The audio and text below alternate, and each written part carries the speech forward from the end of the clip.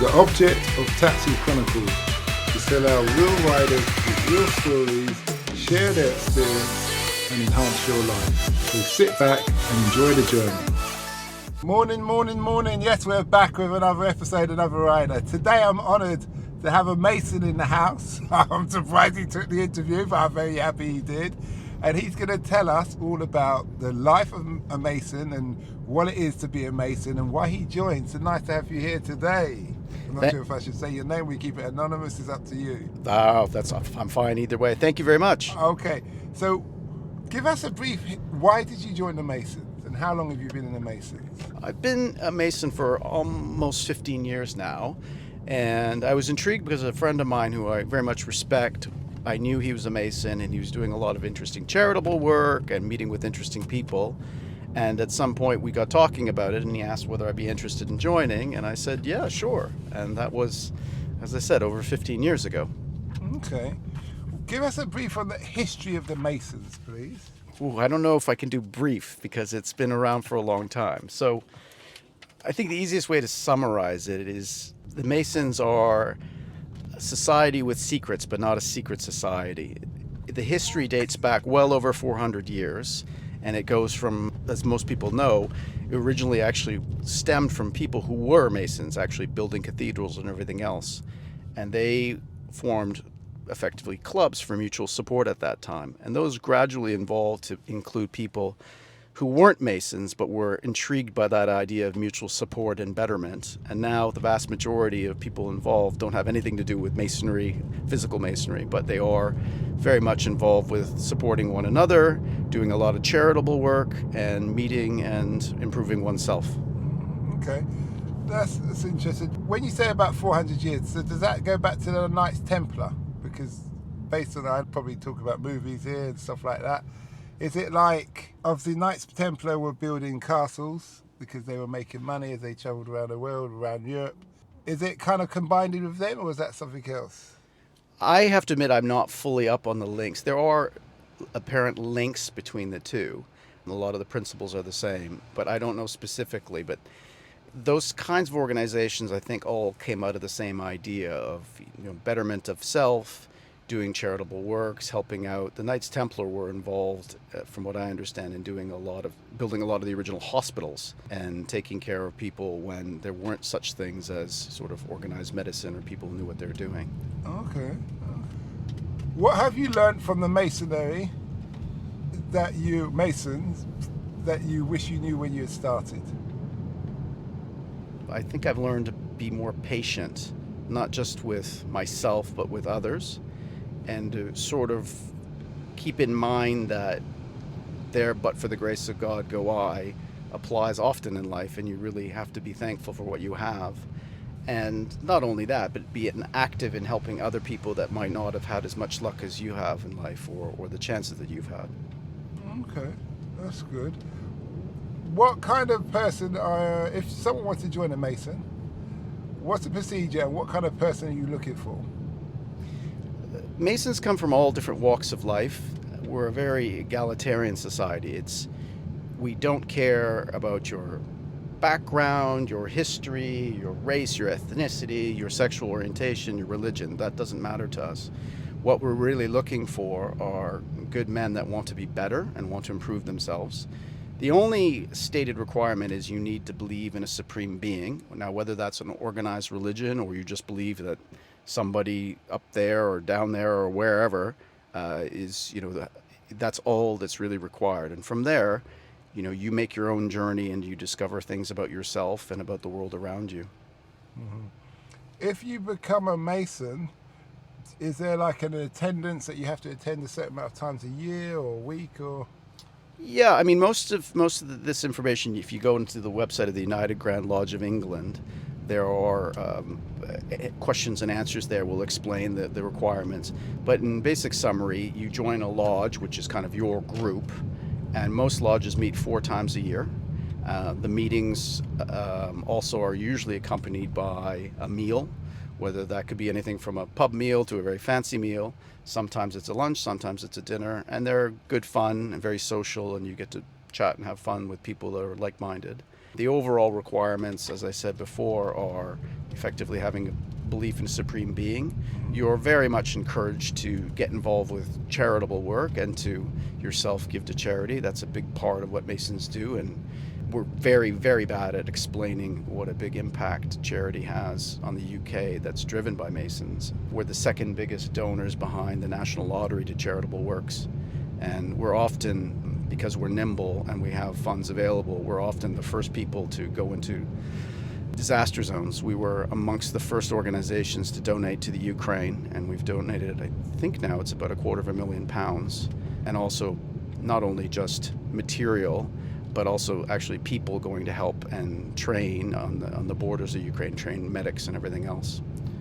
So I guess the requirements are, keep an open mind and be active, and really you get in. Classic of anything in life, you get in what you get out what you put in. Now, you spoke about funding. You fund all the emergency helicopters. Yeah, that's right. That's been an ongoing campaign, the London Air Ambulance. So if you're lucky or maybe unfortunate enough to see a London Air Ambulance, if you look on the tail and the bottom, you'll see a little square and compasses, and that's the sort of indication that the Masons were the ones that helped get that off the ground and funded it. Okay. Are they international? Very much so, very much so. So they're different, well, they're Masons all over the world. There are obviously different branches of Masonry, but pretty much most countries in the world, if you look hard enough, you can find them. There's some places where, the local authorities maybe aren't that receptive to it, so you have to be a little bit careful. But generally, if you walk into most big cities, you'll be able to find a Masonic hall somewhere. Okay, that word sounds quite heavy, Masonic. Oh. Okay, so got a lot of questions going on in my head because it's the first time I get to meet a Mason, to be honest. What does the future hold for you when it comes to Masons? I think that Masonry, I'll answer that question in two ways. I'll talk about it in Masonry in general and myself in particular. Masonry in general, I think, has been perceived badly for quite a long time because it was quite secretive. Part of that was driven by persecution during World War II, particularly in the European continent. But part of that as well is people haven't been willing to sort of be out front facing and explaining what we're doing. That's changed. And I think Masonry is now trying very hard to show a more modern face. And as part of that, I see the overall movement looking to get younger people interested and involved. And on a personal level, I'm very much involved with that. I think it's a wonderful pastime. It's taught me a great deal, and I think it's something that a lot of people could find very useful in their lives, in particular about giving discipline and thinking about maybe something beyond the here and now in the day-to-day. Okay, that's good. But we're coming to the end of the journey. It's been a great, very informative. I know when I go away, I'm going to think I should have asked him this, I should have asked him that. Just to let people know, where can they find out on what's the website name where they can find out? So if you Google United Grand Lodge of England, you should come to a website which effectively talks a little bit about Masonry in the United Kingdom and the various branches around the world. There are Q&A sections, I believe, there, and there's very much also, if people are interested in finding out more and speaking to Masons, you can actually go in and put your contact details, and someone will contact you and talk to you about Masonry in general, and if that strikes an interest, about the possibility of becoming a Mason. Okay. And my last question is, you said you're not a secret society, you're Whoa! Sorry. I don't know why the bus driver's going so fast like that. We almost needed that helicopter, actually. I don't know why he's going so fast like that. I know, that's stupid. Sorry, audience. I'm going to have to cut that out. What was I saying now? Yeah, you said you're a society, not a secret society, a society with lots of secrets. When you say secrets, what kind of secrets? I know secret's not a secret if you tell somebody. What kind of... I'm trying to get... What kind of secrets are that you... I'm messing this question up. No, I understand. What I'm trying to say? Yeah, I understand. I mean, what I said was, we're not a secret society. We're a society with secrets. And the whole point is we want people to understand we're out there. and we don't want to be perceived as something sort of dark and cryptic and mysterious, because frankly we're very transparent. Most of the things that we do, we're very out front facing and telling people. When I say we have secrets, effectively they're secrets that are entrusted to us to test, whether we have the capability of keeping those secrets and being honorable. And none of them are particularly nefarious. There's nothing sort of strange about it. It's more about the fact that gives you a discipline and makes you understand that you belong to something which is bigger than you, and you're all bound by a common, I guess, effectively belief and an obligation to keep those things secret. And while that might sound a little bit trite in the modern age, it is an effectively useful thing to bind you together. One last sneaky question, and it goes back to the Egyptian time when they had the Masons and who would obviously help build the pyramids and all these kind of things. You say it goes back to 400 years, but from my understanding it always went back further to that. Am I wrong? You're not wrong. There is a heck of a lot of debate around, exactly how far it goes back. 400 years is largely the birth time of modern masonry in the UK. Masonry stems from historical times. A lot of the stories we tell one another come from those histories that are fairly well known, and some are in the Old Testament, some are not. But effectively, Masonry really takes its inspiration from those times, from ancient times, and the lessons learned back then. Well, thanks a lot for that, and we wish you well. Pleasure. Take care.